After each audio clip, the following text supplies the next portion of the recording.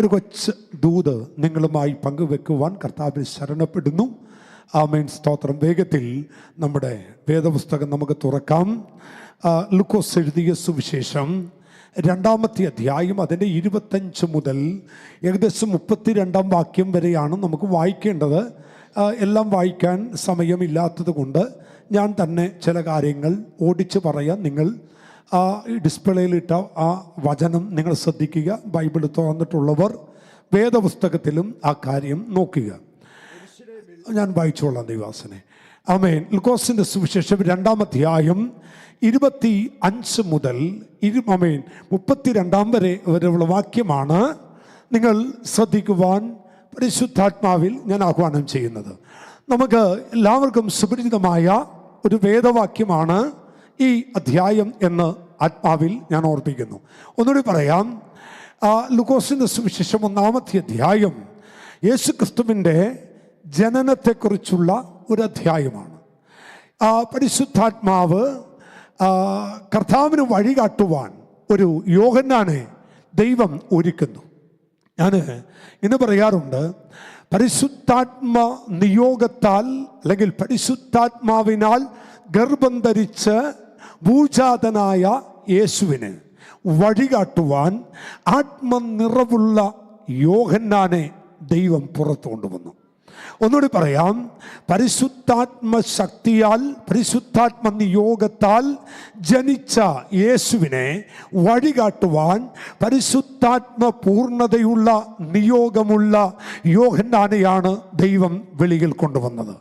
എന്നാൽ ഈ 2-ാം അധ്യായത്തിൻ്റെ 25-ാമത്തെ വാക്യത്തിനകത്ത് അന്നത്തെ വൈദ്യനായ ലൂക്കോസ് എന്ന് പറയുന്ന അന്നത്തെ ഡോക്ടറായ ആ മനുഷ്യൻ, താൻ ഒരു ചരിത്രകാരൻ കൂടിയാണ്. പഴയ നിയമത്തിൽ ആമേൻ, സ്തോത്രം, പല കാര്യങ്ങൾ ആവർത്തിച്ച് നമ്മൾ വായിക്കുമെങ്കിലും നമ്മുടെ അകത്ത് ചിലതൊക്കെ സംശയം തോന്നാറുണ്ട്.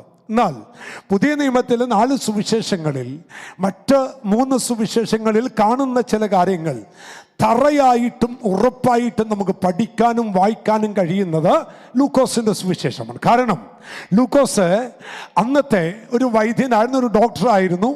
അതുകൊണ്ട് തന്നെ താൻ ചില കാര്യങ്ങൾ എഴുതുമ്പോൾ അത് കറ തീർത്ത് വ്യക്തമായിട്ടാണ് ലൂക്കോസ് എഴുതിയിരുന്നത്. എന്ന് വെച്ചാൽ ഒരു കാര്യം ലൂക്കോസിൻ്റെ സുവിശേഷത്തിൽ ലൂക്കോസ് എഴുതിയാൽ അതിൻ്റെ അനന്തരമായ സംഭവങ്ങൾ എല്ലാം പഠിച്ച് മനസ്സിലാക്കി മാത്രമേ താൻ എഴുതത്തുള്ളൂ. അതിനൊരു ഉദാഹരണം കൂടി. ലൂക്കോസ് 5-ാം അധ്യായത്തിലെ പത്രോസിൻ്റെ മീൻപിടുത്തം ലൂക്കോസ് വിവരിച്ചപ്പോൾ ചരിത്രകാരൻ പറയുന്നു, ആ ഗന്നേസര തടാകത്തിൻ്റെ കരയിൽ ചെല്ലുകയും അവിടെ നിന്ന് താനത് നേരിട്ട് പഠിക്കുകയും ആ സമയത്ത് അല്ലെങ്കിൽ അതുമായിട്ട് ബന്ധപ്പെട്ട് അനുഭവമുള്ള പലരോടും ചോദിച്ച് മനസ്സിലാക്കി എഴുതിയ ചരിത്രമാണ് ലൂക്കോസിൻ്റെ ചരിത്രം. അതുകൊണ്ട് തന്നെ ഈ ലൂക്കോസിൻ്റെ സുവിശേഷത്തിൽ മറ്റൊരിടത്തും പറയാത്ത, ഒരുപാട് ആവർത്തിച്ച് പറയാത്ത, അല്ലെങ്കിൽ മത്തായിയിലും മർക്കോസിലും യോഹന്നാനിലുമൊക്കെ എടുത്താവർത്തിച്ച് പറയാത്ത ഒരു കൊച്ചു കാര്യം ലൂക്കോസ് 2:25 മുതൽ 35 വരെ വാക്യങ്ങളിൽ എഴുതിയിട്ടുണ്ട്. ആരാണ്, എന്താണ് ആ സംഭവം എന്ന് ചുരുക്ക നിമിഷം കൊണ്ട് നിങ്ങൾ ശ്രദ്ധിക്കണം. മറ്റാരുമല്ല, നമ്മളൊക്കെ ഇടയ്ക്കിടയ്ക്ക് വാഗ്ദത്തത്തെ കുറിച്ച് പ്രസംഗിക്കുമ്പോൾ വാദൂരാതെ പ്രസംഗിക്കുന്ന ഒരു ദൈവമനുഷ്യനുണ്ട്. തൻ്റെ പേര് ശിമയോൻ എന്നാണ്. അവൻ ഈ കാലഘട്ടം അല്ലെങ്കിൽ തൻ്റെ പേര് എഴുതുന്ന ഈ കാലഘട്ടത്തിൽ വയോവൃദ്ധനായി, പ്രായം ചെന്നവനായി, വൃദ്ധനായി ആലയത്തിൽ ശുശ്രൂഷ ചെയ്യുന്ന ഒരു ദൈവമനുഷ്യൻ കൂടിയാണ് ഇവിടെ പറയുന്ന ശിമയോൻ എന്ന് പറയുന്നത്.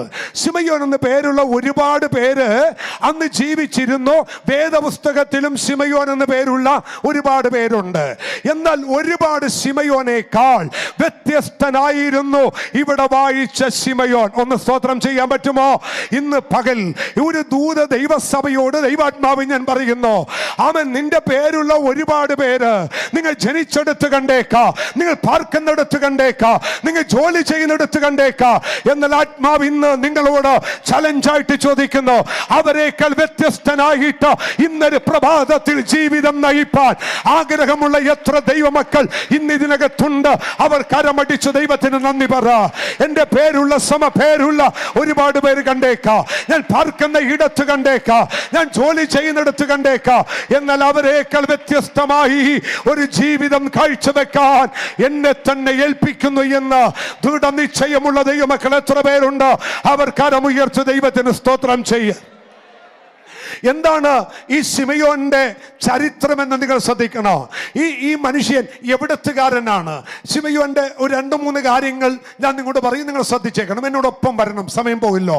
യെരുശലേമിൽ ശീമോൻ തന്റെ സ്ഥലം യെരുശലേമാണ്, താൻ പാർക്കുന്ന സ്ഥലം യെരുശലേമാണ്. യെരുശലേം എന്ന് എഴുതാൻ ഒരു കാര്യമുണ്ട് കേട്ടോ. നമുക്കറിയാം, ആമൻ എറണാകുളം പട്ടണത്തിൽ അല്ലെങ്കിൽ ഫോർട്ട് കൊച്ചി എന്നൊക്കെ പറയുന്ന പോലെ സ്ഥലം കൊണ്ട് പെരുമയുള്ള ചില പേരുകളുണ്ടല്ലേ, പേരുകളുണ്ട്, ചില സ്ഥലമുണ്ട്. യെരുശലേം എല്ലാവർക്കും അറിയപ്പെട്ടൊരു സ്ഥലമാണ്. പരിശുദ്ധ റൂഹ ഈ തിരുവചനം എഴുതുമ്പോൾ ശിമയോന്റെ ചരിത്രം തൊട്ടടുത്ത് ഇങ്ങനെ എഴുതി, അവൻ എവിടത്തുകാരനാ? അവൻ യെരുശലേമിലുള്ളവൻ. എന്താണ് യെരുശലേമിന്റെ പ്രത്യേകത? അനവധി മലകളും കുന്നുകളും കൊണ്ട് നിറയപ്പെട്ട ഒരു സ്ഥലം. ദാവീദിന്റെ ഭാഷ പറഞ്ഞാൽ സിയോൻ നഗരം, അവൻ കുറച്ചുകൂടി ആഴത്തി പറഞ്ഞാൽ സിയോൻ കോട്ട. സിയോൻ എന്നൊക്കെ പറയുന്നത് സ്വർഗത്തിന് നിഴലായിട്ട് പറയുന്നതാണ്. യെരുശലേം മറ്റൊരു കൊണ്ട് അവൻ ആലംകരമായിട്ടിരിക്കുന്നു. എന്താണെന്നറിയാമോ? യെരുശലേമിലാണ് അവൻ യഹൂദന്റെ അഭിമാന സ്തംഭമായ ദൈവാലയം നിലനിൽക്കുന്നത്. കുറച്ചുകൂടി ആഴമായി പറഞ്ഞാൽ ലോക രാജ്യങ്ങളെല്ലാം ഉറ്റുനോക്കുന്ന യെരുശലേം ദൈവാലയം നിൽക്കുന്നത് ആമേൻ യെരുശലേമിലാണ്. ആരാണ് ഈ മനുഷ്യൻ? യെരുശലേം നിവാസിയാണ്. എന്താണ് ഈ മനുഷ്യന്റെ പ്രത്യേകത എന്നറിയാമോ? അടുത്ത വാക്യം പറയുന്നു, ആ ഇസ്രായേലിൽ അവൻ ഇങ്ങനെ ഒരു മനുഷ്യൻ, നീതിമാനായ ഒരു മനുഷ്യനായിരുന്നു. ഒരു സ്വതന്ത്രം പറഞ്ഞേ ആമേൻ. ഞാൻ പറഞ്ഞല്ലോ, ഒരുപാട് പേരവിടെ ഉണ്ടെങ്കിലും ശിമയോന്റെ ഒന്നാമത്തെ പ്രത്യേകത, ശിമയോൻ ആരായിരുന്നു? നീതിമാനായിരുന്നു. കർത്താവിന് നല്ലൊരു സ്തോത്രം എന്ന് പറഞ്ഞേ. അവൻ അനീതി വിട്ട്, അനീതി കണ്ട്, അനീതി കണ്ടിട്ട് അനീതികളുടെ കൂടെ നിൽക്കുന്നവനല്ല ശിമയോൻ. പകരം ശിമയോൻ നീതിമാനായ ഒരു മനുഷ്യനായിരുന്നു. കരമടച്ച് കർത്താവിനൊന്ന് സ്തോത്രം ചെയ്തേ. ഞാനൊരൊറ്റ ദൂത പറയാ, അവൻ നീതിമാനായി ദൈവ പൈതലെ നീ നിൽക്കാൻ തയ്യാറാണെങ്കിൽ ചില നിയോഗങ്ങൾ ദൈവം നിന്റെ മേൽ ഏൽപ്പിക്കാൻ തയ്യാറാണ്. ഈ പുസ്തകം ഒരു കയ്യിൽ പിടിച്ച് മറുകയിൽ കരമടിച്ച് ദൈവത്തെ ആരാധിച്ച് ദേശത്ത് ജീവിക്കുമ്പോൾ ഈ ശിമയോന്റെ പ്രത്യേകത, ശിമയോൻ നീതിമാനാണ്. ശിമയോൻ നീതിമാനാണ്. ഒരു ദൈവ പൈതൽ നീതിമാനാകുന്നത് അവന്റെ വിദ്യാഭ്യാസത്തിന്റെ കൂടുതൽ കൊണ്ടൊന്നുമല്ല. അങ്ങനെ ചിലർക്കൊരു ധാരണയുണ്ട്, നല്ല വിദ്യാഭ്യാസം ഉണ്ടെങ്കിൽ നല്ല നീതിമാന, നല്ല നോളേജ് ഉണ്ടെങ്കിൽ നല്ല നീതിമാന. ഞാൻ കാണിച്ചു തരാം. അവൻ വാനോളം പഠിച്ച് പുസ്തകങ്ങൾ മാറി മാറി പുസ്തക പുഴുപോലെ അരിച്ചു പിടിച്ച് ആയിരക്കണക്കിന് നൂറുകണക്കിന് സർട്ടിഫിക്കറ്റ് അവൻ 2 കൈയിലും പിടിച്ചു വാങ്ങി അനീതി മാത്രം ചെയ്യുന്ന ഒരുപാട് പേര് ഇവിടെ ഉള്ളപ്പോൾ വിദ്യാഭ്യാസം ഇല്ലാത്ത, കുലശ്രേഷ്ഠത പറയാനില്ലാത്ത, ദാരിദ്ര്യനായി ജീവിക്കുന്ന എത്രയോ പേര് നീതിമാന്റെ ലിസ്റ്റിൽ പെട്ടിട്ടുണ്ട്. അപ്പൊ ഒരുവൻ നീതിമാനാകുന്നത് അവന്റെ വിദ്യാഭ്യാസം ഉള്ളത് കൊണ്ടോ അവന്റെ കഴിവുള്ളത് കൊണ്ടോ ഒന്നുമല്ല ദൈവ പൈതലേ. അവന്റെ അകത്ത് ദൈവമായിട്ടുള്ള ബന്ധത്തിൽ അവൻ എടുക്കുന്ന തീരുമാനമാണ് ഒരുവനെ നീതിമാനാക്കി മാറ്റുന്നത്. അനീതി കാണുമ്പോൾ അനീതിയിലേക്ക് കാൽച്ചുവട് വെക്കാതെ, അനീതി നിന്നെ പിടിച്ചു കുലിക്കുമ്പോൾ അത് വിട്ട് മാറി ദൈവത്തിന്റെ വചനത്തിൽ നിൽക്കുന്നവന്റെ പേരാണ് നീതിമാൻ എന്നത്. കരമുയർത്തി ദൈവത്തിന് സ്തോത്രം ചെയ്തേ. പ്രൈസ് അല്ലാഹ്. തീർന്നില്ല. 2ാമത്തെ വാക്യം നിങ്ങൾ ശ്രദ്ധിക്കണം. ആ മനുഷ്യൻ നീതിമാനായിരുന്നു. ഒരു കാര്യം ഒന്ന് പറയണം കേട്ടോ, ഈ ലൂക്കോസിനെ കൊണ്ട് ആത്മനിയോഗത്തിൽ അല്ലെ എല്ലാ തിരുവെഴുത്തും ദൈവസ്വാസ്യമാകിയാൽ മനുഷ്യൻ അതിനകത്ത് വകതിരിവ് പ്രാപിക്കേണ്ടതിന് പരിശുദ്ധാത്മാവിലാണ് ഇത് എഴുതി വെച്ചത്. ഏത്? തിരുവെഴുത്ത്, അതാ തിമോഥെയോസിന്റെ ലേഖനം. അങ്ങനെയാണെങ്കിൽ മനുഷ്യൻ വകതിരിവ് പ്രാപിക്കേണ്ടതിന് ആത്മനിയോഗത്തിൽ പരിശുദ്ധാത്മാവ് ഇത് കുറിച്ചു വെക്കുമ്പോൾ പരിശുദ്ധാത്മാവ് കള്ളം പറയില്ല. പരിശുദ്ധാത്മാവ് എഴുതിയപ്പോൾ ഇങ്ങനെ എഴുതി, ആ മനുഷ്യൻ നീതിമാനായിരുന്നു. അല്ലേ? ആ മനുഷ്യൻ ആരായിരുന്നു? നീതിമാനായിരുന്നു. അവൻ നോക്കിക്കേ, എനിക്ക് വേണമെങ്കിൽ അവൻ ഇവിടെ ഇരിക്കുന്ന സനിയെയോ ഇവിടെ ഇരിക്കുന്ന ജീസിനെയോ ഇവിടെ ഇരിക്കുന്ന ജോസനെയോ ഒക്കെ എൻ്റെ കണ്ണുകൊണ്ട് കണ്ടാൽ, പുറമെയുള്ള ഭാഗ്യമായ കണ്ണുകൊണ്ട് നോക്കുമ്പോൾ നീതിമാനായിട്ട് തോന്നാം. പക്ഷേ എൻ്റെ കണ്ണുകളുടെ കണ്ണല്ല ദൈവത്തിൻ്റെ കണ്ണ്. സ്വത്രം അല്ലേ? എൻ്റെ കണ്ണല്ല ദൈവത്തിൻ്റെ കണ്ണ്. ആമൻ ആമൻ. അന്നത്തെ ആമൻ ഗന്നസരത്ത് തടാകത്തിൽ കൂടി അടിത്തട്ടി കൂടി പോകുന്ന മീനിനെ കണ്ടവൻ, മീനിനകത്ത് ചതുദ്രഹ്മപ്പണം കണ്ടവൻ. സ്തോത്രം. എന്നെയും നിങ്ങളെ ഒറ്റ നോട്ടം നോക്കിയിട്ട് നീതിമാനെന്ന് വിളിക്കാൻ ഒരു സർട്ടിഫിക്കറ്റ് തരാൻ ഇന്നൊരു പകൽ ദൈവം തയ്യാറാണെങ്കിൽ നമ്മെ പോലെ ഭാഗ്യം ചെയ്തവർ വേറെ ഇല്ല. കരമുയർത്തി ദൈവത്തിന് സ്തോത്രം ചെയ്യുക. ആമേൻ. ദൈവം ഒന്ന് നോക്കി, പരിശുദ്ധാത്മാവ് നോക്കി. എന്നിട്ട് അവൻ ശിമയോനെ കുറിച്ച് ഇങ്ങനെ എഴുതി. ശിമയോൻ ആരാണ്? അവൻ നീതിമാനാണ്. ഞാൻ ഈ മനുഷ്യനിൽ ഇന്നത്തെ ദൈവവചന പഠനത്തിനകത്ത് എൻ്റെ ചിന്താഗതികൾക്ക് മാറ്റം വന്ന ഒരു ദൂതാണ് ഞാൻ ഈ പറയുന്നത്. അവൻ ഒന്ന്, ശിമയോൻ ആരായിരുന്നു? നീതിമാനായിരുന്നു. രണ്ടാമത്തെ, ഈ മനുഷ്യന്റെ പ്രത്യേകത ഇസ്രായേലിന്റെ ആശ്വാസത്തിന് വേണ്ടി, അവരന്റെ ആശ്വാസത്തിന് വേണ്ടി കാത്തിരിക്കുന്ന ഒരു ദൈവഭക്തനായ മനുഷ്യൻ. ഒരു സ്വത്രം പറയാൻ പറ്റുമോ? ഒന്നുകൂടി പറയാ. യെരൂശലേം ദൈവാലയത്തിനകത്തിരിക്കുമ്പോൾ എൻ്റെ ഇടവും വലവും ഇരിക്കുന്നവന് ഒരാശ്വാസം ഉണ്ടാകണം. എൻ്റെ അയൽക്കാരന് ഒരാശ്വാസം ഉണ്ടാകണം. അവൻ എന്നോട് പരിചയമില്ലാത്തവന് ഒരാശ്വാസം ഉണ്ടാകണം. ഇങ്ങനെ ഒരു ക്വാളിറ്റി ഉള്ള എത്ര ദൈവമക്കൾ ഈ കാലഘട്ടത്തിൽ ഉണ്ട് ദൈവമക്കളെ. ശിമയോന്റെ രണ്ടാമത്തെ പ്രത്യേകത, മറ്റൊരുത്തന്റെ ആശ്വാസത്തിന് വേണ്ടി കാത്തിരിക്കുന്നവൻ. ഒരു പക്ഷേ ഞാൻ അങ്ങനെ പറഞ്ഞു പോകുമ്പോൾ നിങ്ങൾക്ക് എത്ര പേർക്ക് ഞാൻ ചിന്തിക്കുന്ന ആ റൂട്ടിൽ വരാൻ വരുമെന്ന് എനിക്കറിയത്തില്ല. ആമേൻ ആമേൻ. എൻ്റെ ഇടവും വലവും ഇരിക്കുന്ന, എൻ്റെ അയൽപക്കത്തിരിക്കുന്ന, എനിക്ക് ദോഷം നിരൂപിക്കുന്ന, എനിക്കെതിരെ ദോഷം ചെയ്യാൻ നിൽക്കുന്ന ആമേൻ അവരൻ്റെ ആശ്വാസത്തിന് വേണ്ടി ഞാൻ കാത്തിരിക്കുന്നു എന്ന് പറയുന്നത് ഒരു അത്ഭുതമല്ല ദൈവമക്കളെ? അല്ലേ?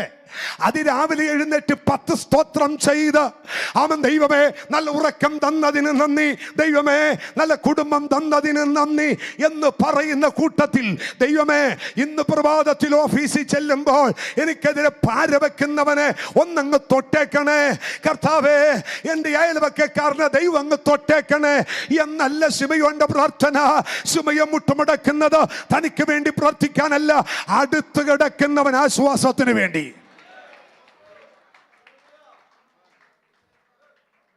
സ്വതന്ത്രം. ശിമയോന്റെ പ്രത്യേകത അതാണ്. ശിമയോന്റെ ക്വാളിറ്റി അതാണ്. ശിമയോൻ ആഗ്രഹിക്കുന്നത് എനിക്ക് ആശ്വാസം കിട്ടണമെന്നല്ല, യെരൂശലേം നിവാസികൾക്ക് ആശ്വാസം കിട്ടണം. ആമേൻ. സഭ ഇന്ന് പകൽ ഇങ്ങനെ ഒരു ദൗത്യം ഒന്ന് ഏറ്റെടുക്കാൻ തുടങ്ങിയാൽ അടുത്ത സൺഡേ ഇതിനകത്ത് ആത്മാക്കൾ ഇടിച്ചു കയറും. ഒരു സ്തോത്രം പറയുന്നേ. ഹല്ലേലൂയ. ചില പാട്ടുകൾ പൂട്ടിക്കെട്ടേണ്ട കാലം കഴിഞ്ഞു. ചില പ്രാർത്ഥന രീതികൾ അടച്ചു വെക്കേണ്ട കാലം കഴിഞ്ഞു. ചില പ്രാർത്ഥന വാചകങ്ങൾ പണ്ട് റദ്ദ് ചെയ്യേണ്ട കാലം കഴിഞ്ഞു. ഒന്നുകൂടി ആത്മാവ് പറയുന്നു, ദൈവസഭ അജണ്ടകൾ മാറ്റണം. ദൈവസഭ പ്രാർത്ഥനയുടെ അജണ്ട മാറ്റണം. ദൈവസഭ വ്യക്തിപരമായ അജണ്ടകൾ മാറ്റണം. എന്നിട്ട് ശിമയോനിലേക്ക് നോക്കിയിട്ട് പറയണോ, ശിമയോന്റെ പ്രത്യേകത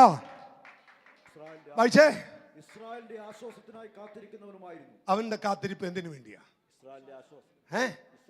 ഈ മനുഷ്യന് കുടുംബമുണ്ടോ, ഭാര്യയുണ്ടോ, കൊച്ചുങ്ങളുണ്ടോ, ഒന്നൊന്നും വേദപുസ്തകത്തിലില്ല ദൈവദാസനെ.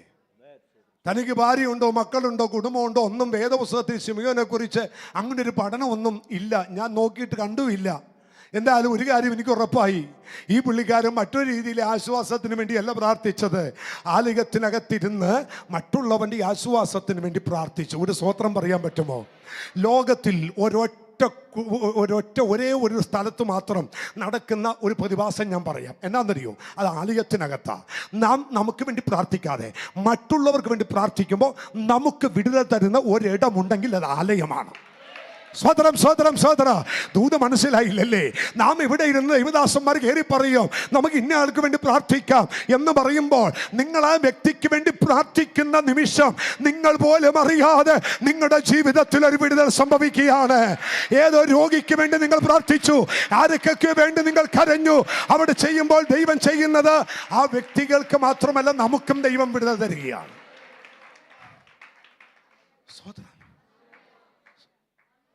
ആമേൻ. എളുപ്പമാർഗം ഞാൻ പറയാം. ഒരു വിടുതൽ എനിക്ക് വേണമെന്ന് ആഗ്രഹിക്കുന്നവർ മാത്രം ഉണ്ടെങ്കിൽ ഒരു ഹല്ലേലൂയ എന്ന് പറഞ്ഞേ. എനിക്കിന്നൊരു വിടുതൽ വേണം, ഞാൻ ഇന്ന് വിടുതൽ പ്രാപിച്ച് പോവൂ, ഞാൻ ഇന്നൊരു അനുഗ്രഹം കൊണ്ട് പോവൂ എന്ന് ആഗ്രഹമുള്ള എത്ര പേരുണ്ട്? ആ കരമൊന്ന് ഉയർത്തിക്കേ. അങ്ങനെയാണെങ്കിൽ ഞാനൊരു എളുപ്പമാർഗം യേശുവിൻ്റെ നാമത്തിൽ നിങ്ങൾ ഭാരപ്പെടുന്ന വിഷയത്തിന് ആമൻ അടുത്ത 5 മിനിറ്റിനകത്ത് ഒരു റിസൾട്ട് സംഭവിക്കും. നിങ്ങൾ ചെയ്യാൻ പോകുന്നത് എന്നാണെന്നറിയാമോ? അടുത്തിരിക്കുന്നവരുടെ ആശ്വാസത്തിന് വേണ്ടി ഒന്ന് പ്രാർത്ഥിച്ചേ, ഒന്ന് കൈവച്ചേ. ആമൻ അടുത്തിരിക്കുന്ന വ്യക്തിയുടെ ആശ്വാസത്തിന് വേണ്ടി പ്രാർത്ഥിച്ചേ. ഇന്നൊരു മിറക്കൽ സംഭവിക്കുക, ഇന്നൊരു അത്ഭുതം സംഭവിക്കുക. അപ്പോൾ ഈ നിമിഷം നിങ്ങൾ ആ വ്യക്തിക്ക് വേണ്ടി ജാഗരിക്കുമ്പോൾ, നിങ്ങൾ ആ വ്യക്തിക്ക് വേണ്ടി പ്രാർത്ഥിച്ചുകൊണ്ടിരിക്കുമ്പോൾ, അത് നിങ്ങൾക്ക് വേണ്ടിയല്ല, നിങ്ങളുടെ കുടുംബത്തിന് വേണ്ടിയല്ല, നിങ്ങളുടെ ഭാര്യക്കോ നിങ്ങളുടെ മക്കൾക്കോ നിങ്ങളുടെ ധനത്തിനോ നിങ്ങളുടെ ജോലിക്കോ നിങ്ങളുടെ ബിസിനസ്സിനോ നിങ്ങളുടെ എഗ്രിമെന്റിനോ ഒന്നുമല്ല പ്രാർത്ഥിക്കേണ്ട. ദൈവമേ, ഇവന്റെ കുടുംബത്തിന് ഒരു ആശ്വാസം ഉണ്ടാവട്ടെ. ദൈവമേ, ഈ യവനക്കാരന് ഒരു ആശ്വാസം ഉണ്ടാകട്ടെ. ദൈവമേ, ഈ ദൈവദാസിക്ക് ഒരു ആശ്വാസം ഉണ്ടാകട്ടെ. ദൈവമേ, ഈ കുടുംബത്തിന് ഒരു ആശ്വാസം ഉണ്ടാകട്ടെ. നിങ്ങൾ പ്രാർത്ഥിച്ചുകൊണ്ടിരിക്കുമ്പോൾ ഒരത്ഭുതം ദൈവം ഇന്ന് പകൽ ചെയ്യുക. കാരണം ദൈവത്തിന്റെ വചനം പറയുന്നു, ഇയ്യോബ് തന്റെ സ്നേഹിതന്മാർക്ക് വേണ്ടി പ്രാർത്ഥിച്ചപ്പോൾ ഇയ്യോബിന്റെ സ്ഥിതിക്ക് ദൈവം വേഗം വരുത്തി. അങ്ങനെയാണെങ്കിൽ ഇപ്പോൾ തന്നെ പ്രാർത്ഥിക്കുന്ന നിമിഷം തന്നെ, പ്രാർത്ഥിച്ചുകൊണ്ടിരിക്കുന്ന നിമിഷം തന്നെ നിങ്ങൾ ആർക്കൊക്കെ വേണ്ടിയാണോ പ്രാർത്ഥിക്കുന്നത് അവർക്ക് വേണ്ടി പ്രാർത്ഥിക്കുക. ശിമയോന്റെ പ്രത്യേകത, ശിമയോൻ തനിക്ക് വേണ്ടിയല്ല, ദൈവമേ ഇസ്രായേലിന്റെ മേൽ ഒരാശ്വാസം ഉണ്ടാകട്ടെ, ഇസ്രായേലിന്റെ മേൽ ഒരു സുഖമുണ്ടാവട്ടെ, എന്റെ അയൽവക്കക്കാരന് ഒരു സുഖമുണ്ടാവട്ടെ, എന്നെ ദ്രോഹിക്കുന്നവന് ഒരു സുഖമുണ്ടാവട്ടെ, എന്റെ ബോസിന് ഒരു സുഖമുണ്ടാകട്ടെ, എന്നെ നിന്ദിക്കുന്നവന്, എന്നെ അപമാനിക്കുന്നവന് ഞാൻ താഴ്ച പ്രാപിക്കണം എന്നാഗ്രഹിക്കുന്നവന് ഒരാശ്വാസം ഉണ്ടാവട്ടെ.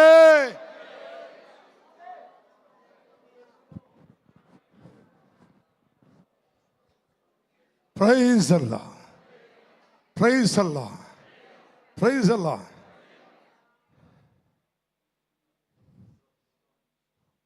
ഒരു ട്രെയിനിങ്ങിനും പോകാതെ, ശ്രദ്ധിച്ച് കേട്ടേക്കണം, ഒരു ട്രെയിനിങ്ങിനും പോവാതെ, വ്യക്തിപരമായ സ്വഭാവ സവിശേഷീകരണത്തിന് വേണ്ടിയുള്ള ഒരു പഠനത്തിൻ്റെ ക്ലാസ്സിനും പോകാതെ, ഈ വാർദ്ധക്യത്തിലെ ഈ മനുഷ്യൻ തൻ്റെ സ്വഭാവത്തെ ചിട്ടപ്പെടുത്തി. എങ്ങനെ? ഒന്ന്, നീതിമാനാകാൻ തീരുമാനിച്ചു. 2, ആമേൻ, ഈ സെൽഫായിട്ടുള്ള വിഷയം അങ്ങ് വിട്ടിട്ട് മറ്റുള്ളവൻ്റെ ആശ്വാസത്തിന് വേണ്ടി പ്രാർത്ഥിക്കാൻ തുടങ്ങി. പണിതെടുക്കണം. ആത്മീയ ജീവിതം കളിയല്ല കുഞ്ഞെ. ആത്മീയ ജീവിതം 2 തട്ടും 2 കൊട്ടും, അവൻ 2 അന്യഭാഷയും പറഞ്ഞു പോകുന്ന ഒന്നല്ല. ഒരു ആത്മീയ ജീവിതം അത് ചിട്ടപ്പെടുത്തി പണിതെടുത്ത് അവൻ നല്ല രീതിയിൽ ഒരുക്കിയെടുപ്പാൻ സ്വർഗത്തിലെ ദൈവം കൃപ ചെയ്യട്ടെ.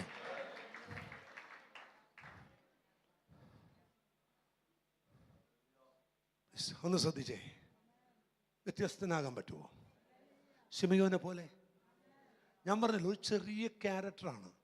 3, 4, 5 വാക്യത്തിനകത്ത് പാരഗ്രാഫേ ഉള്ളൂ. അതിനകത്ത് പരിശുദ്ധാത്മാവിയും മനുഷ്യനെ ഒതുക്കി കളഞ്ഞു. പിന്നെ പത്രോസിനെ പോലെ, യോഹന്നാനെ പോലെ, അന്ത്രയോസിനെ പോലെ ഒന്നും പറഞ്ഞിട്ടില്ല. പക്ഷെ ഈ മനുഷ്യൻ വേദവസത്തിൽ തിളങ്ങി നിൽക്കുന്ന മനുഷ്യനാ, നീതിമാനല്ലേ. 2 പുള്ളിയുടെ പ്രത്യേകത ഇസ്രായേലിന്റെ ആശ്വാസത്തിനായി കാത്തിരിക്കുന്നവരുമായി. 3-മതൊരു കാര്യം പറയാൻ പോകുക, പരിശുദ്ധാത്മാവും അവന്റെ മേലുണ്ടായിരുന്നു. എല്ലാവരും പറഞ്ഞേ, പരിശുദ്ധാത്മാവും അവന്റെ മേലുണ്ടായിരുന്നു. വേറെ ഒന്നും ഇല്ലെങ്കിൽ ഇതുണ്ട്, നീ രക്ഷപ്പെട്ടു. വേറെ ഒന്നുമില്ലേലും ഇതുണ്ട്, രക്ഷപ്പെട്ടു. ഇന്ന് പകൽ സഭ കത്തും കേട്ടോ. സഭ തീ പിടിക്കുക. എൻ്റെ മേൽ പരിശുദ്ധാത്മാവുണ്ട്, എൻ്റെ മേൽ പരിശുദ്ധാത്മാവുണ്ട്, എൻ്റെ കുഞ്ഞിൻ്റെ മേൽ പരിശുദ്ധാത്മാവുണ്ട് എന്ന് ഉറപ്പുള്ളവർ മാത്രം 2 കരമടിച്ചൊന്ന് ദൈവത്തെ ആരാധിച്ച് ഹല്ലേലൂയ. ആമേൻ. ആമേ, ആമേ. വാർദ്ധക്യം ചെന്നപ്പോ ആത്മാവ് പോയില്ല. പ്രായം ചെന്നപ്പോ ആത്മാവ് പോയില്ല അല്ലേ? 60 കഴിഞ്ഞപ്പോ ചൊറിഞ്ഞുകൊണ്ടിരിക്കുന്ന പരിപാടി അല്ലായിരുന്നു ശിമയോന്. 60 കഴിഞ്ഞപ്പോ ആലയത്തിൽ സ്തുതിച്ചുകൊണ്ടിരിക്കുകയായിരുന്നു. ഒരല്ലേലും എന്ന് പറഞ്ഞേ. 60 കഴിയുമ്പോൾ ചൊറഞ്ഞുകൊണ്ടിരുന്നവന്റെ ആത്മാവ് പോയപ്പോ 60 കഴിഞ്ഞിട്ടും ആത്മാവിൽ ആരാധിച്ച ശിമയോന്റെ മേൽ ആത്മാവിന് നഷ്ടം വന്നില്ല, ആത്മാവിന് കേട് വന്നില്ല, ആത്മാവിന് മൂലച്യുതി വന്നില്ല. അവൻ ആത്മാവിൽ നിറഞ്ഞവനായി. ദൈവ പൈതലേ, നീതിമാനായി ജീവിക്കാൻ സാധാരണഗതിയിൽ കഴിയില്ല. ഒരുവൻ നീതിമാനായി ജീവിക്കണമെങ്കിൽ അവന്റെ മേൽ ആത്മചൈതന്യം ഉണ്ടാവണം. അവന്റെ മേൽ എന്തുണ്ടായിരുന്നു? പരിശുദ്ധാത്മാവ്. ആമേൻ. കുഞ്ഞുങ്ങളെ, മക്കളെ, എല്ലാവരും ഒന്ന് ശ്രദ്ധിക്കണേ. പെന്തക്കോസ്, നമ്മൾ പെന്തക്കോസുകാരാ. ഒരല്ലല്ലോ എന്ന് പറഞ്ഞു. പെന്തക്കോസുകാർ എന്ന് പറയുന്നത് ഒരു വർഗമല്ല, ഒരു വിഭാഗമല്ല. ആമേൻ. ആണോ? പെന്തക്കോസുകാർ എന്ന് പറയുന്ന ഒരു വർഗമല്ല, പെന്തക്കോസുകാർ എന്ന് പറയുന്ന ഒരു വിഭാഗമല്ല. പെന്തക്കോസുകാർ എന്ന് പറയുന്ന ഒരു അനുഭവമാണ്. സോദരം, കുറച്ചുകൂടി അതുമായിട്ട് കണക്ട് ചെയ്ത് പറഞ്ഞാൽ, ഈ ശൗല് അധികാരപത്രം മേടിച്ചുകൊണ്ട് ദമസ്കോസിലോട്ട് പോകുമ്പോൾ അവിടെ എഴുതിയിരിക്കുന്നത് ഇങ്ങനെയാണ്: ഈ മാർഗക്കാരെ വല്ലവരെയും കണ്ടു കഴിഞ്ഞാൽ, ഈ മാർഗക്കാരായ ആരെങ്കിലും, മാർഗക്കാരായ എന്ന് വെച്ചാൽ ഈ അനുഭവമുള്ള, അങ്ങനെയാ കൊടുത്തിരിക്കുന്നത്. അതിന്റെ യഥാർത്ഥ വാക്യം അങ്ങനെയാ. ഈ അനുഭവമുള്ള ആരെങ്കിലും അവിടെ കണ്ടാൽ അവരെയാ കൊന്നുകൊണ്ടിരുന്നത്. അപ്പൊ പെന്തക്കോസ് ഒരു സമൂഹമല്ല, പെന്തക്കോസ് ഒരു പ്രസ്ഥാനമല്ല, പെന്തക്കോസ് ഒരു അനുഭവമാണ്. എല്ലാരും പറഞ്ഞേ, പെന്തക്കോസ് അനുഭവം ഇതല്ല. ഇത് എവിടെയോ നരമ്പിന്റെ കുഴപ്പമാ. ചില എങ്ങനെയാ, ഞാൻ പെന്തക്കോസുകാരനാ എന്ന് പറഞ്ഞ് ഒരു വെട്ടല്, ആ വെട്ടൽ എവിടെയോ കൊണ്ട് ചികിത്സിക്കണം. ഒരു സ്വതന്ത്രം എന്ന് പറഞ്ഞേ, ആ വെട്ടൽ അരിവാള് പഠിപ്പിക്കും, ആ വെട്ടൽ കോടതിയിലും കയറ്റും, ആ വെട്ടലുള്ളവന് എവിടെയും കയറി എന്തും കാണിക്കും. പക്ഷെ ആ വെട്ടലല്ല പെന്തക്കോസ്, ഇതൊരു അനുഭവമാണ്. അങ്ങനെയാണ് ഇവിടെ നിൽക്കുന്ന ആരെങ്കിലും തൻ്റെ ഇടത്തോട്ട് ചോദിക്കേ, എന്താണ് ഭാഷ അനുഭവം? പറ, ഞാൻ പറഞ്ഞു തരാം. ആ അനുഭവം പരിശുദ്ധാത്മാവാണ്. ആ അനുഭവം ആത്മനിയോഗമാണ്. ആ ആത്മാവ് നിയോഗമാണ്.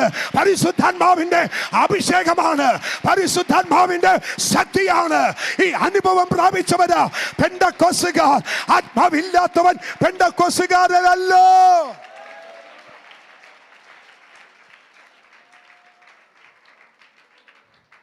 എന്താണ് അനുഭവം?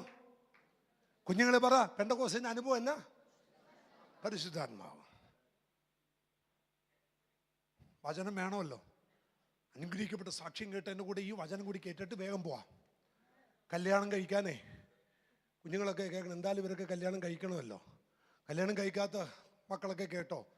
ഇപ്പം നേരെ തിരിച്ചു. ഇപ്പം കല്യാണം കഴിക്കാൻ വേണ്ടി പയ്യൻ പെണ്ണ് കാണാൻ വരുമ്പോൾ ചോദിക്കുന്ന ഫേസ്ബുക്ക് ഉണ്ടോ, യൂട്യൂബ് ഉണ്ടോ, ഇൻസ്റ്റാഗ്രാം ഉണ്ടോ എന്നാ. അല്ലേ?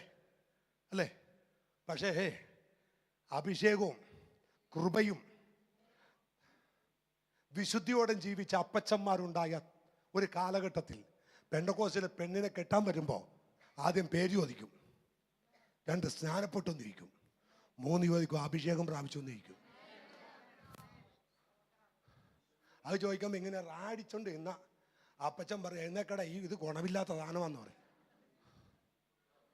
മനസ്സിലായില്ലല്ലേ? സ്നാനപ്പെട്ടുവാണോ, അഭിഷേകം പ്രാപിച്ചോ എന്ന് ചോദിക്കുമ്പോൾ വെച്ച് താഴ്ത്ത് ഇത് രണ്ടുമില്ല, എൻ്റെ ഫേസ്ബുക്ക് ഉണ്ട്, യൂട്യൂബ് ഉണ്ട് എന്ന് പറഞ്ഞാലേ കൂടെ വന്ന അപ്പച്ചൻ കൊച്ചിനോട് പറയും, അല്ലെങ്കിൽ ഉപദേശിച്ച് പറയും, എഴുന്നേക്കടാന്ന് പറയും, എഴുന്നേക്കെന്ന് പറയും. പക്ഷെ ഇപ്പം കല്യാണം കഴിക്കണമെങ്കിൽ ആത്മാവും വേണ്ട. എന്താ പറഞ്ഞേ?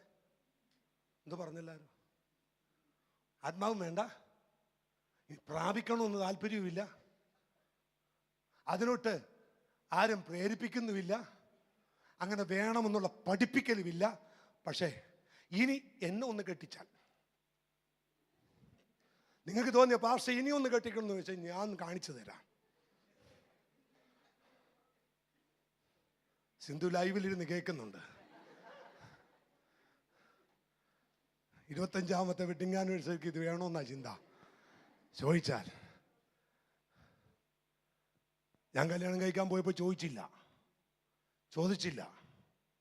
അന്യഭാഷ ഉണ്ടോ, അഭിഷേകം ഉണ്ടോ എന്ന് ചോദിച്ചില്ല.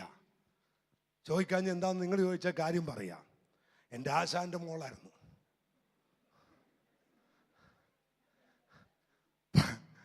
പണിയെല്ലാം കഴിഞ്ഞിട്ട് വൈകിട്ട് പണി സാധനവും പണി സൈറ്റിൽ നിന്ന് കിട്ടിയ പൈസയും കൊണ്ട് ആശാന്റെ വീട്ടിൽ വൈകിട്ട് ചെല്ലുമ്പോൾ അകത്ത് അമ്മയും മക്കളും കൊണ്ട് ഹൂഡ ജാന ഹൽക്ക റന്ത റേക്കെ ലേക്കെ ഷേക്കെ ഇത് പറയുന്ന കേട്ട് ഞാനും പുറത്തുനിന്ന് ഡിസ്കോ അടിച്ചിട്ടുണ്ട്.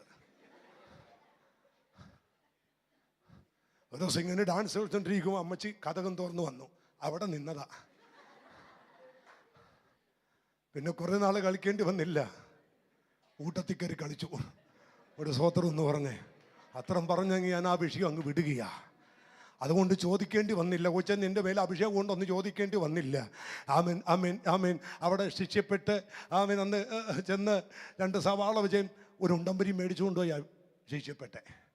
കാരണം എല്ലാവരും ശിക്ഷ്യപ്പെടുമ്പോൾ വെറ്റിലയും അടയ്ക്കും കൊണ്ടൊക്കെ പോകുന്നത്. അപ്പോൾ വെറ്റിലയും മേടിച്ചിട്ടുണ്ട് എന്നപ്പോൾ കൂടെ പോകുന്ന പുള്ളി പറഞ്ഞു, ഇവിടെ ആ പുള്ളി പെന്തക്കോസുകാരനാ, വെറ്റില എടുത്ത് പുള്ളി വലിച്ചെറിഞ്ഞ് കളയും. അത് കാരണം വെറ്റില കിട്ടില്ല, 2 ഉണ്ടമ്പരി കിട്ടി. അങ്ങനെ ഉണ്ടമ്പരിയും കൊണ്ട് പോയി ശിഷ്യപ്പെട്ട ഏക ഒരു ശിഷ്യ ഞാനാ. അപ്പം നിങ്ങളേക്ക് ആ ഉണ്ടമ്പരി എവിടെ? ആ 2 ഉണ്ടമ്പരിയായി ഇവര്. ആ ഉണ്ടമ്പരി കഴിച്ചവരായി ഇവര്. സ്വതന്ത്രം കരം ഉയർത്തി നല്ലൊരു ഹല്ലേലൂയ ഒന്ന് പറഞ്ഞേ. അപ്പൊ എന്താണ് ശിമയോന്റെ പ്രത്യേകത? പറ, ശിമയോന്റെ പ്രത്യേകത പറ. പരിശുദ്ധാത്മാവിന്റെ അല്ല ആദ്യം തൊട്ട് പറ. നീതിമാനായിരുന്നു. 2 ഇസ്രായേലിന്റെ ആശ്വാസത്തിനായി കാത്തിരിക്കുന്നവനായിരുന്നു. മറ്റുള്ളവന്റെ ആശ്വാസത്തിന് വേണ്ടി 3 പരിശുദ്ധാത്മാവ്. എന്റെ ശരീരം അങ്ങ് നിറയ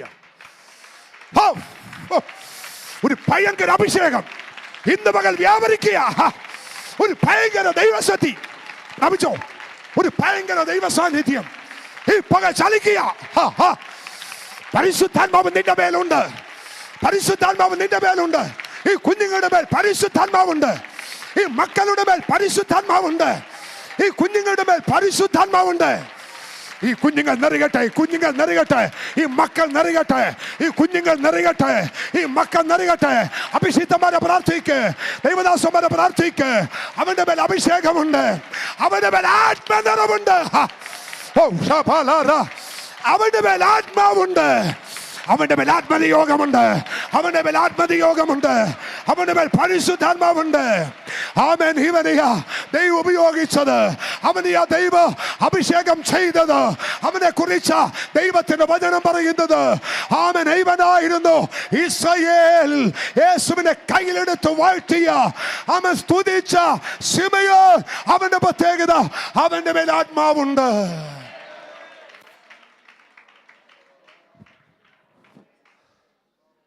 വീടില്ലെങ്കിലും ആത്മാവുണ്ടാവട്ടെ.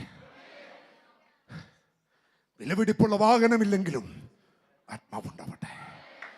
മറ്റൊന്നും എടുത്തു പറയാനില്ലെങ്കിലും ആത്മാവുണ്ടാവട്ടെ. മറ്റൊന്നും കാണിക്കാനില്ലെങ്കിലും ആത്മാവുണ്ടാവട്ടെ. അവനെ തോൽപ്പിക്കാൻ കഴിയത്തില്ല, അവനെ പരാജയപ്പെടുത്താൻ കഴിയത്തില്ല, അവന്റെ ത്വക്ക് ചുളിയത്തില്ല, അവന്റെ കണ്ണും മങ്ങിപ്പോവത്തില്ല. ഓ റിബാനബസേകേലരബനെ, കേട്ട വാഗ്ദത്തങ്ങൾ വൈകിപ്പോയാൽ അവൻ ക്ഷീണിക്കാത്തതിന്റെ കാര്യം അവന്റെ മേൽ ആത്മാവുണ്ടായിരുന്നു.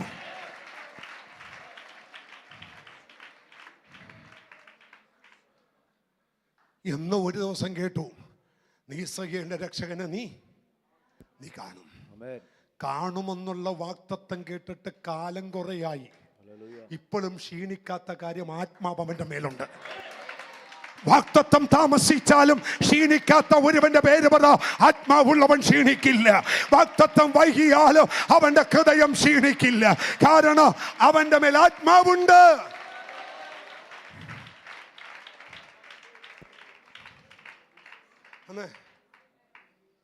പ്രാർത്ഥിക്കാം അല്ലേ? ആ ഒറ്റ ദേശത്തെ കുറിച്ച് ആദ്യം പറഞ്ഞു, യെരുശലേം.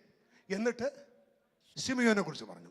യെരുശലേമിലെ ശിമയോൻ, അവന്റെ പ്രത്യേകത, അവൻ നീതിമാനായിരുന്നു. നീതിമാനാണ്, ഇസ്രായേലിന്റെ ആശ്വാസത്തിനായി കാത്തിരുന്നവൻ. പേര് പറഞ്ഞിട്ട് വ്യക്തിയെ പറഞ്ഞു. ഒരു വേറൊരു കാര്യം ഓർമ്മയുണ്ടോ? യോബിന്റെ പുസ്തകം 1:1 ഊസ് ദേശത്ത് യോബ് എന്നൊരു പുരുഷനുണ്ടായിരുന്നു. യോബ് എന്ന് പറഞ്ഞ പുരുഷനുണ്ടായിരുന്നു. അവൻ നീതിമാനും. അപ്പൊ നീതിമാൻ ഇവിടെ ഉണ്ടല്ലോ. നീതിമാൻ ശിമയോനിൽ വന്നില്ലേ? അപ്പൊ നീതിമാൻ ശിമയോനിൽ വന്നതുകൊണ്ട് ആ നീതിമാൻ യോബിന്റെ പുസ്തകത്തിൽ നീതിമാൻ അങ്ങ് മാറ്റാം. എന്നിട്ട് രണ്ടാമത്തെ കാര്യം, ദോഷം വിട്ട് അകലുന്നവൻ. ഇട്ടോ മോനെ, വേഗം അങ്ങ് ഇട്ടോ. യോബ് ഒന്നില്ല. ദോഷം വിട്ട് അകലുന്നവൻ. കണ്ടോ? ഊസെന്ന ദേശത്തെ കുറിച്ച് ആദ്യം പറഞ്ഞിട്ട് യോബിന്റെ പേര് പറഞ്ഞിട്ട് രണ്ടാമത്തെ ചരിത്രം പരിശുദ്ധാത്മാവ് തൊട്ടു. ദൈവഭക്തനും ദോഷം വിട്ട് അകലുന്നവൻ. ദോഷം വരാഞ്ഞിട്ടല്ല, ദോഷം പിടിക്കാഞ്ഞിട്ടല്ല, ദോഷം ആമേൻ എൻ്റെ ഭാഷ പറഞ്ഞാൽ ആമേൻ സ്തോത്രം, ജാഥയായി പുറകെ വന്നിട്ട് യോബ് പറഞ്ഞു, ഇതൊന്നും എന്നെ തൊടില്ല, നീ നിന്റെ പാട് നോക്ക്, ഞാൻ ദോഷം വിട്ടകലും. എല്ലാവരും പറഞ്ഞു, ഞാൻ ദോഷം വിട്ട് അകലും, ദോഷം വിട്ടകലും. സ്തോത്രം.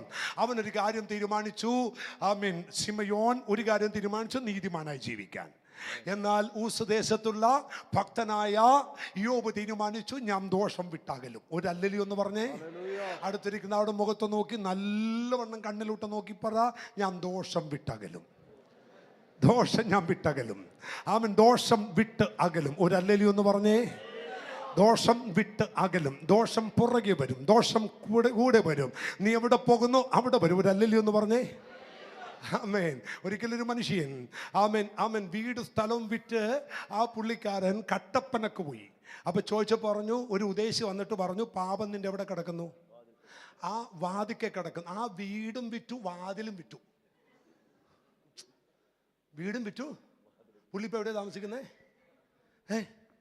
കട്ടപ്പനെ. അവിടെ ചെന്ന് ഇനാഗ്രേഷൻ നടത്തിയതിന്റെ 3-ാമത്തെ ദിവസം അടുത്തൊരു പ്രവാചകൻ വന്നിട്ട് പറഞ്ഞു, ഇവിടെയും പാവം ഇവിടെ കിടക്കുന്നു. പുള്ളി പറഞ്ഞു, ലോൺ അടച്ച് തീരാൻ നിൽക്കുക, ഇതും വിൽക്കാൻ. അപ്പോൾ ഉടനെ വേറെ ആവശ്യം പറഞ്ഞു, ലോകത്തിലെവിടെ ചെന്ന് താമസിച്ചാലും ഇതേ ദൂത് അഭിഷിക്തന്മാർ പറയും, വാതിക്കലുണ്ട്. പക്ഷെ ഇതിനെ ജയിക്കാൻ ഒരു കാര്യം പറയാം, നീ ദോഷം വിട്ടകലണം. നീ ദോഷം വിട്ടകലണം. യോബിന്റെ പ്രത്യേകത, ദോഷം അവൻ വിട്ടകന്നു. ദോഷം വിട്ട് അവൻ മാറി. അവന്റെ പ്രത്യേകത ഏതാണ്? അവൻ ദോഷം വിട്ടു മാറി. ഹല്ലേലൂയ. രണ്ട് കാര്യം കൂടി ഒറ്റ ശ്വാസത്തിൽ ഏലിയാവ് പറഞ്ഞു, ഞാൻ പറഞ്ഞിട്ടല്ലാതെ മഞ്ഞോ മഴ പെയ്യുക. ഈ ആണ്ടിൽ മഞ്ഞും മഴയും പെയ്യുകയില്ല. താനൊരു നിലപാടെടുത്തു. ആ നിലപാട്, എൻ്റെ ദൈവം വാക്ക് പറഞ്ഞാൽ മാറില്ല. എൻ്റെ ദൈവം ബോഷ്ക്ക് പറയില്ല. ദൈവം പറഞ്ഞ പോലെ ചെയ്യും. ഞാനൊരു നിലപാടെടുക്കുന്നു. ഞാൻ രാജാവിനോട് പോയി പറയും, ഞാൻ പറഞ്ഞിട്ടല്ലാതെ. ഈ ആണ്ടിൽ ശിമയോൻ നീതിമാനായിരുന്നു, യോബ് ദോഷം വിട്ടകലുന്നവനായിരുന്നു, ഏലിയാവ് ഒരു നിലപാടിൽ. അവസാനം ഒരാളെ കുറിച്ച് പറയാം, ബർണബാസിനെ കുറിച്ച് പറയുന്നു. അവൻ നല്ല മനുഷ്യനായിരുന്നു. ബർണബാസ് ആരാ? നല്ല മനുഷ്യൻ. അപ്പൊ ഞാനിപ്പോ എത്ര കാര്യം പറഞ്ഞു? പറ മക്കൾ, പറ. 4 കാര്യം പറ. എന്തൊക്കെയാ പറഞ്ഞേ? ശിമയോൻ നീതിമാനായിരുന്നു, യോബ് ദോഷം വിട്ടകലുന്നവനായിരുന്നു, ഏലിയാവ് നിലപാടിൽ ഉറച്ചു നിൽക്കുന്നവനായിരുന്നു. അവസാനം ബർണബാസ് നല്ല മനുഷ്യൻ. ഞാൻ ആദ്യം പറഞ്ഞ 3 ഇല്ലെങ്കിലും അവസാനം പറഞ്ഞുണ്ടായാൽ മതി. എന്താണ്? നല്ല മനുഷ്യനായി. അടുത്തിരിക്കുന്ന 2 ഇടവും വലവും ഒന്ന് നോക്കിക്കേ. എന്നിട്ട് പറ, എൻ്റെ ജീവിതത്തിൽ പറ, ആദ്യമായിട്ട് ഞാൻ നല്ലൊരു മനുഷ്യനെ കണ്ടു. അതീരിക്കുന്നതാ പറഞ്ഞതാ. ഇത് പറയാൻ ഇച്ചിരി ബുദ്ധിമുട്ടാന്ന് എനിക്കറിയാം. പക്ഷെ അത് പറഞ്ഞ വിടുതല പറഞ്ഞു. ഞാൻ എൻ്റെ ജീവിതത്തിൽ ഒരു നല്ല മനുഷ്യനെ കണ്ടു. ഷേക്സ്പിയർ എന്ന് പറയുന്ന ശക്തനായ എഴുത്തുകാരനാണ്. ഷേക്സ്പിയറിൻ്റെ ഒരു എഴുത്തുകാരൻ്റെ ഒരു ബുക്കിനകത്ത് പുള്ളി എഴുതിയ ഒരു കൊച്ചു കഥയുണ്ട്. ആ കഥ ഇതാണ്.